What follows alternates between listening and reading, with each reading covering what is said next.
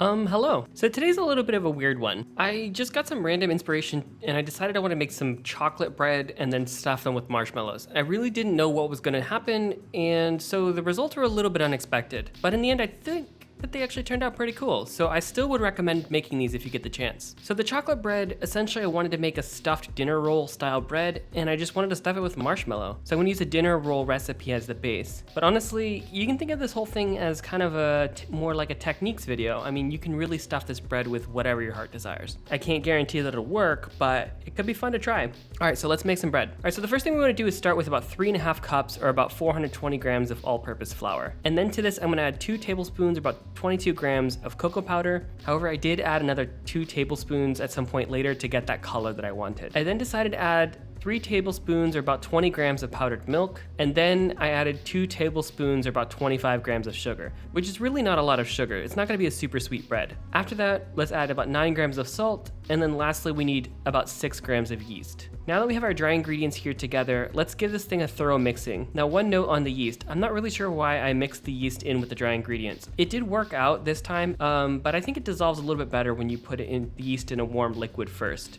However, potato.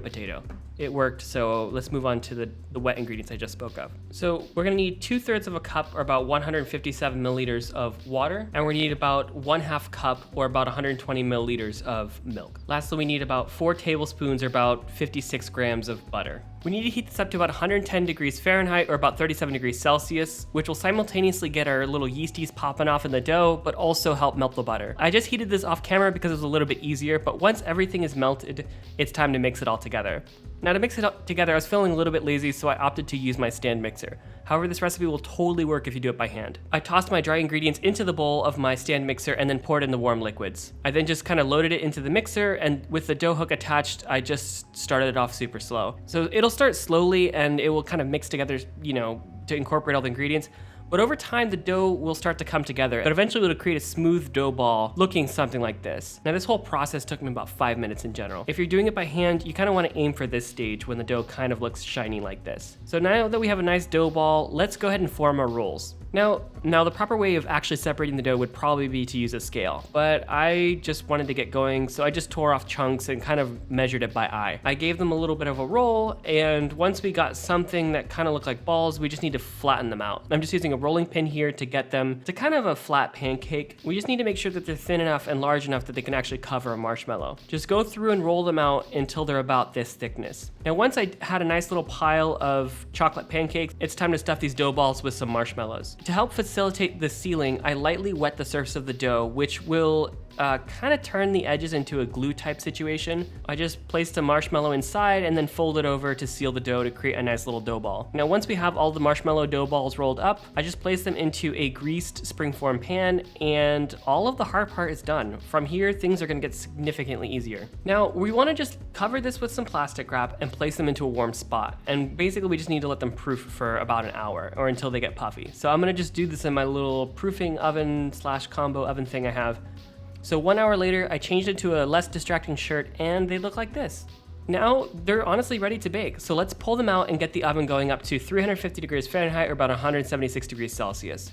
Once the oven gets up to temperature, go ahead and pop these guys into the oven, and we're gonna let these bake for about 25 minutes. And at this point, any unsealed areas are gonna start to have some marshmallow leakage. However, this is totally cool. Once our 25 minutes is up, go ahead and pull it out of the oven. And while they're still warm, go ahead and brush them with some delicious melted butter. Let them cool for a few minutes so that we aren't eating any molten hot sugar. But then I went ahead and released them from the springform pan, pulled one off to show you kind of what these things turned out to be. Cutting them open, we can see that the marshmallow is completely gone. Well, it's sort of there though. It's that melted liquid inside. The inside is a delicious gooey sugar, and the outside's a nice chocolatey bread. Now, as I said before, the chocolate bread itself isn't too sweet, so the goo really gives the whole thing a nice flavor. Meanwhile, if you want to go for even more sweetness, you could try putting an unmelted marshmallow inside of one of these. But some of you may be wondering, what happened to the original marshmallow? Well, a marshmallow is an emulsion, kind of like whipped cream or soap foam. But unlike those, the bubbles are held in place normally at room temperature due to the gelatin in the actual marshmallow. However, when heating gelatin, it kind of loses its structural integrity and becomes more gooey.